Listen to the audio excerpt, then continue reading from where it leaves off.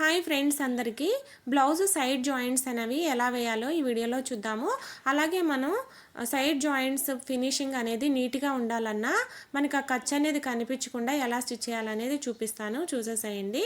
ఇక్కడ main cloth పై వైపున మనము ఒక పావించ ఖర్చు ఉంచేసి ఇలా పై వైపున రానివ్వండి. బ్లౌజ్కి ఈ కుట్టు అనేది పై వైపున రానివ్వండి, లోపల వైపు నుంచి కాదు. ఇలా కుట్టిన తర్వాత మనము ఇప్పుడు దీన్ని లోపలికి తిప్పుకొని ఇప్పుడు మనం కుట్లు వేసుకుందాం. చూసారా, ఈ సైడ్న మనం చంక దగ్గర కూడా ఎలాంటి తేడా అనేది రాకుండా బ్లౌజ్ ఫినిషింగ్ చాలా నీట్గా వస్తుందన్నమాట.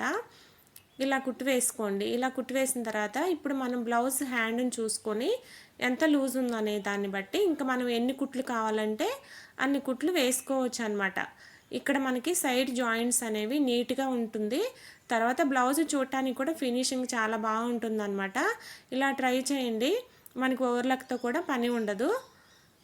ఇప్పుడు మనం రెండో వైపును కూడా సేమ్ అలానే పెట్టేసి మనం ఇది పట్టి మడిచింది హెమ్మింగ్ పట్టి అండి హ్యాండ్కి.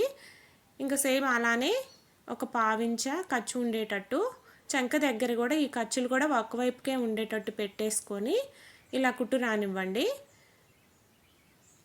మనకి దారాలు కానీ ఎగస్ట్రా ఏమన్నా ఉంటే కట్ చేసుకోండి. ఇంక ఇప్పుడు తిప్పేసి లోపల వైపు నుంచి ఇలా మనం కుట్లు వేసుకోవడమే అన్నమాట.